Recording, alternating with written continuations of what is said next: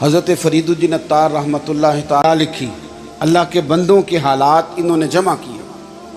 یہ عطار تھے، عطر بیچتے تھے۔ عطر کا کاروبار ایک مہنگا کاروبار ہے۔ عرب شریف میں اللہ تعالیٰ ہم سب کو زیارت نصیب کرے تو سونے والی دکان کے ساتھ عطر کی دکان ہوتی ہے، یعنی اتنا کرایہ وہ بندہ دے رہا ہے اتنا یہ دے رہا ہے۔ اتنا مہنگا بزنس ہے کہ لوگ اسے سونے چاندی کے برابر جانتے ہیں۔ بڑا مہنگا کاروبار تھا۔ فرماتے مہنگی مہنگی خوشبوئیں میں نے سجائی ہوئی تھیں۔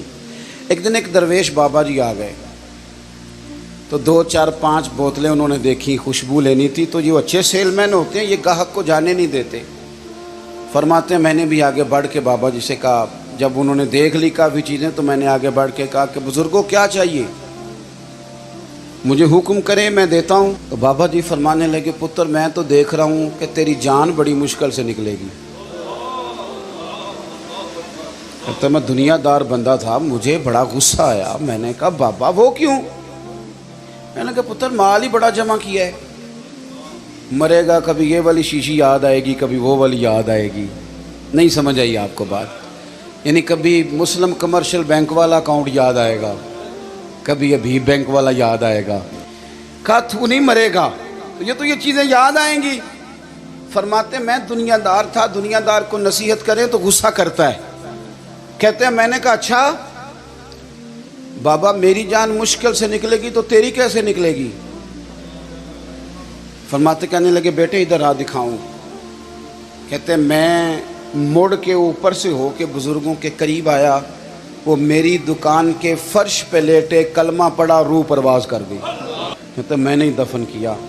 پھر اس کے بعد مجھے مسئلے کی سمجھ آ گئی۔ مال وارثوں کا ہے، آج بھی وارثوں کا ہے، کل بھی۔ یہ پکی بات ہو سکتا ہے آپ کی بڑی بنائی ہوئی چیزیں وہ چند منٹ لگائیں گیا سارا کچھ۔